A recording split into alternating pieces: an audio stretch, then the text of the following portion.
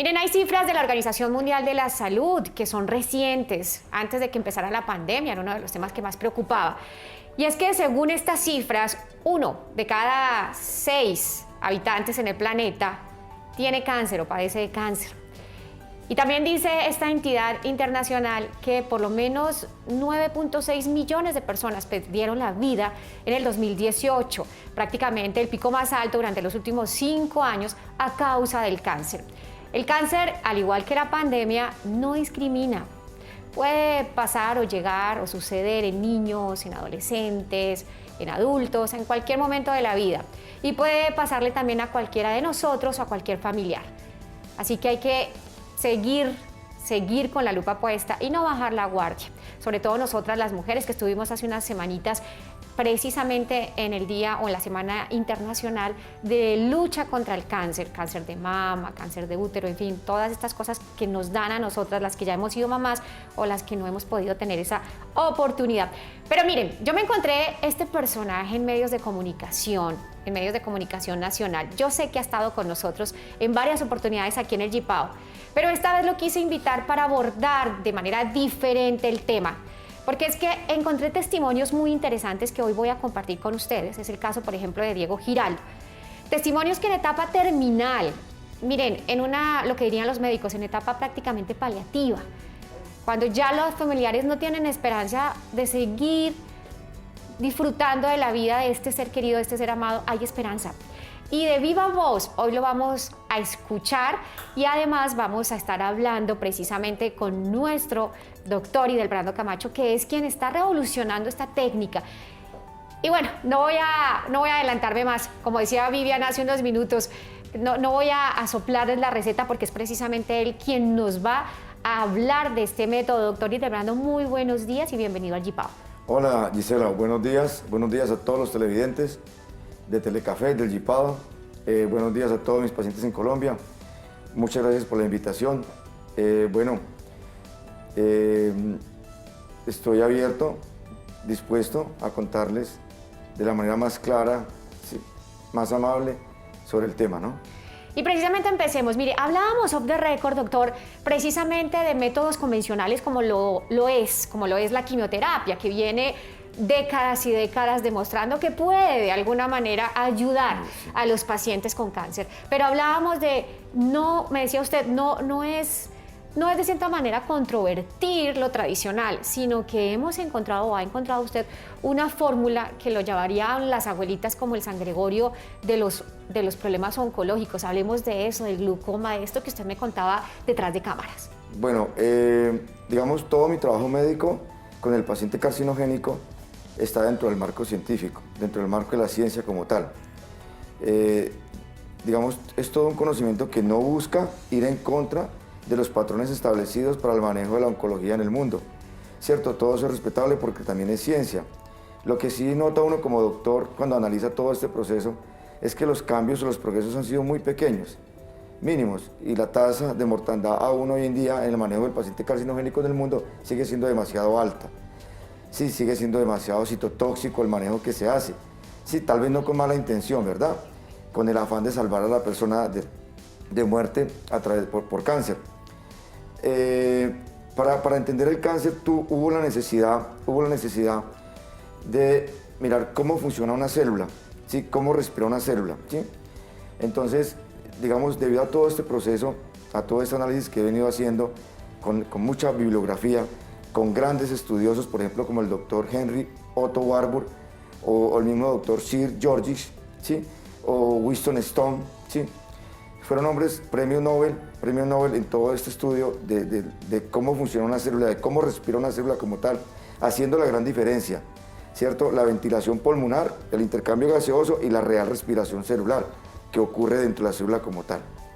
Entonces, entendí que el cáncer, más que una enfermedad genómica, o sea, de origen genético como tal, es una enfermedad con un probablemente alto origen epigenómico. ¿Qué indica esto? La afectación de la célula desde afuera hacia adentro, desde el medio ambiente donde está inmersa inmediatamente la célula, por una serie de noxas crónicas que están afectando la función celular y que finalmente va a afectar el núcleo. Entonces, Cáncer como tal se entiende como una crisis respiratoria, como un daño respiratorio de la maquinaria que le permite a la célula respirar. ¿Y qué es la respiración celular? Para que todos los televidentes entiendan, tú, Gisela, la respiración celular es el acto de ingresar a la mitocondria o a la célula como tal una molécula de glucosa, una molécula de azúcar, ¿sí? Que es de lo que se alimenta prácticamente el cáncer. Exactamente, que está en los alimentos, ¿sí? Y que es de lo que se alimenta el cáncer como tal. ¿Cómo quedó demostrado que el cáncer realmente consume azúcar? Cuando se logró hacer el PET-CANS, que es la tomografía por emisión de positrones, con este examen todos los médicos del mundo nos dimos cuenta que realmente el cáncer sí consume azúcar, ¿sí? Y por eso está altamente asociado cáncer con azúcar. ¿Por qué? Porque cuando uno va a hacer una PET-CANS, uno al paciente lo somete a un ayuno de 12 horas, 8 o 12 horas, y luego se le coloca una cantidad de un azúcar especial que no es metabolizable. ¿Qué significa eso? Que engaña a la célula carcinogénica donde esté en el cuerpo, la engaña, ella se lo traga, pero no es capaz de metabolizarlo. Y al no metabolizarlo, se acumula esta cantidad de azúcar dentro de esa célula enferma y se sobreexpresa. Y hay obviamente todo un estudio, una imagen de unos colores especiales que le dicen a uno, ahí hay cáncer. ¿Por qué? Porque hay demasiado consumo de ese azúcar, no se está metabolizando y hay un estado de hipercaptación metabólica. Entonces el PET-CANS nos enseñó eso. Claro, cuando uno entiende que el cáncer es una crisis respiratoria, sí, que es el daño de unas organelas que se llaman mitocondrias, sí, que están dentro de cada célula, aproximadamente 1000 o 1500 por célula, y que uno ve a un paciente con cáncer y uno hace un análisis de la cantidad de mitocondrias que debe tener y no tiene. No hay mitocondrias. ¿Por qué?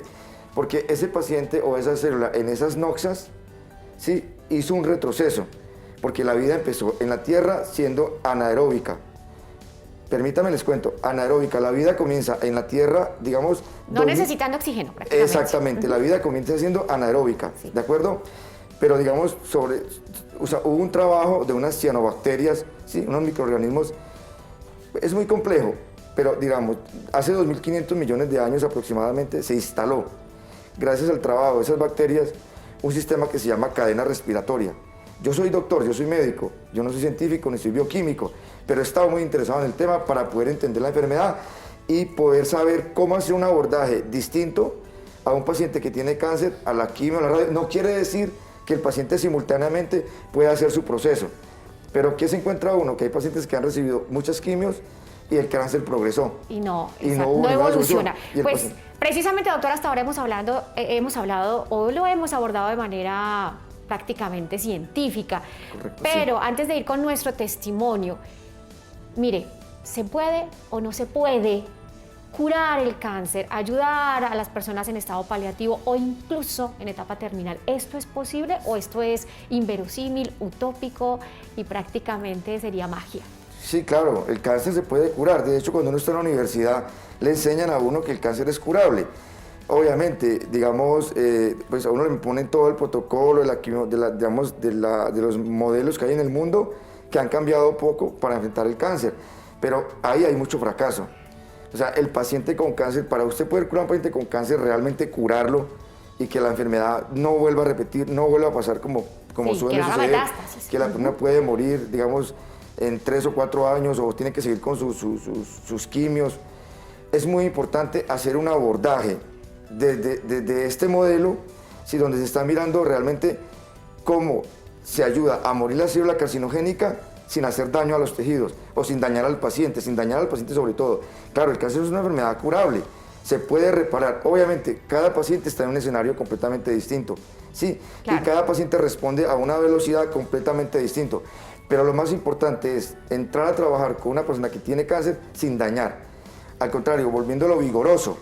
Sí, cuando una persona entra a un protocolo de oncología... Como equilibrando esas falencias. Eso está muy bien, que el paciente entre a ese protocolo. Pero ¿qué pasa? Lo primero que se destruye es el sistema inmune. ¿Sí? Entonces ese paciente queda más debilitado. Un método para tratar el cáncer muy efectivamente es fortalecer el sistema inmune desde adentro, ¿sí? De la persona, para que ella misma tenga las herramientas de enfrentar el tumor. ¿Sí?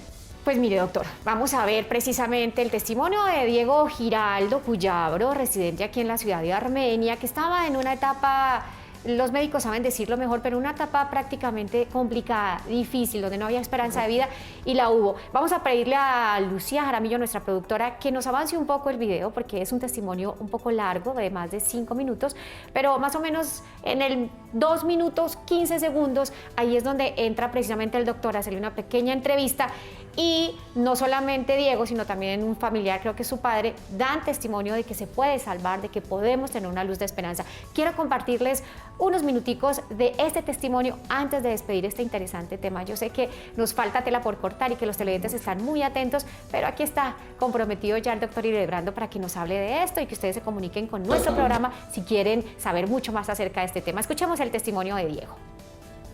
Muy enfermo y pues hombre, gracias al tratamiento del doctor Hildebrando pudimos sacar adelante el muchacho, pues ahí lo pueden ver, el hombre está perfectamente, está en óptimas condiciones. Eso, por ejemplo, el tema de las quimioterapias, no necesitamos cuidados paliativos porque realmente ese muchacho cogió una fortaleza con el tratamiento que es increíble. Ni nosotros la creíamos, nadie creíamos pues todo lo que estaba pasando y pues vea, ahí pueden ver el muchacho gracias al doctor. Y pues... Nicolás, ¿y cómo era la enfermedad, Diego? ¿Cómo era la sintomatología antes de que yo lo tomara como paciente? ¿Y cómo fue mejorando la sintomatología? Bueno, el tema con Diego Alejandro fue porque él tenía unos cólicos muy fuertes y entonces pues un vómito, dolores muy fuertes, y entonces inicialmente el doctor le mandó un tratamiento, digamos como un tratamiento preliminar con con el zumo de limón y con los ajos, y eso fue como lo preliminar, y de ahí en adelante pues ya el tratamiento que él maneja, pues que gracias a Dios lo pudimos sacar adelante, y cuando lo llevamos a quimioterapia ya él había estado con el doctor y prácticamente el muchacho fue sano, allá se hizo las cosas, lo de quimioterapia ya se hizo fue como por seguir el protocolo ya de la medicina tradicional, pero realmente ese muchacho ya estaba aliviado, había subido como 10, 12 kilos había subido después de que estuvo tan bajito de peso. Bueno, Nicolás, para mí es muy gratificante hacer este seguimiento a mis pacientes. Obviamente que ya hay un testimonio de Diego en YouTube y del papá y de la mamá, pero me gusta mucho cuando han pasado tantos años mirar cómo está el paciente y cómo ha evolucionado.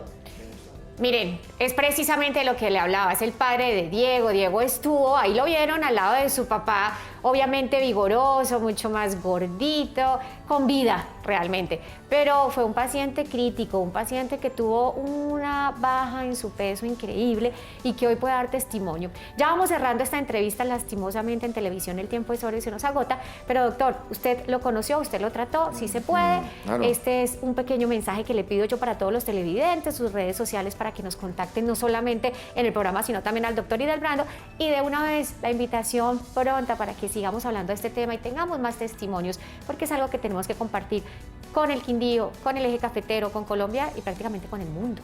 Sí, claro, obviamente la invitación es obviamente a tener un manejo racional de la vida misma para evitar la enfermedad como tal, ¿cierto? Cuando hablo de un manejo racional es entender que grandes cantidades en consumo de glucosa, por ejemplo, el cáncer vive de 3 cosas, de glutamina, de piruvato y de glucosa. Hablemos de la glucosa rápido. Entonces, no me da cáncer, muy probablemente, si yo tengo en cuenta las cantidades de glucosa que debo consumir. Una glucosa en 90 no es buena, pero esa es la media. A los médicos nos enseñaron que, bueno, 90 está bien, mentiras.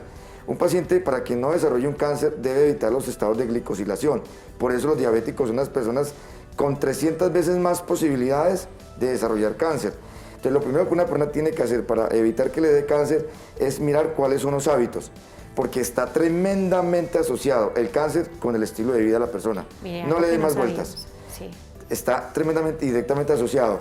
Y obviamente el mensaje es ese, hay que trabajar. Bueno, yo estoy en Armenia, sí, Colombia, en el Eje Cafetero, en el edificio Mocagua, consulta 527. Me pueden buscar en YouTube, Médico en Casa, Eje Cafetero, ahí hay unos testimonios muy bonitos. Y hay un 318-565-8417, Gisela. Ahí las personas pueden escribir, contar algo de lo que está pasando y agendar una consulta conmigo. Bueno, las bendiciones, es un testimonio muy bonito. La lucha con Diego fue tremenda.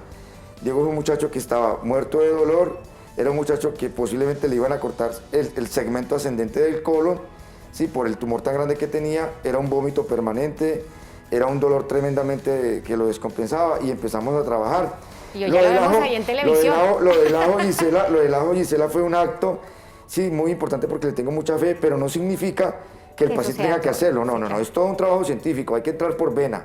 O sea, el manejo se aborda por vena y se hace todo un patrón de trabajo, sobre todo, Gisela, con la inhibición competitiva con análogos estructurales, que después, si hay la oportunidad, contamos qué es. Claro que sí, esa oportunidad esperamos que se dé muy pronto, porque sé que todos los televidentes en casa están muy entusiasmados con este tema porque pueden tener un familiar o pueden estar padeciendo cáncer y miren, no se preocupen, hay esperanza y sobre todo Dios da la fuerza, claro que sí. Y a esta hora del día, doctor, lo voy a invitar a usted y a todos los televidentes para que tomen nota, porque Vivian nos tiene en la cocina preparada una receta que podría servirnos para un almuerzo rico, delicioso y rápido el día de hoy.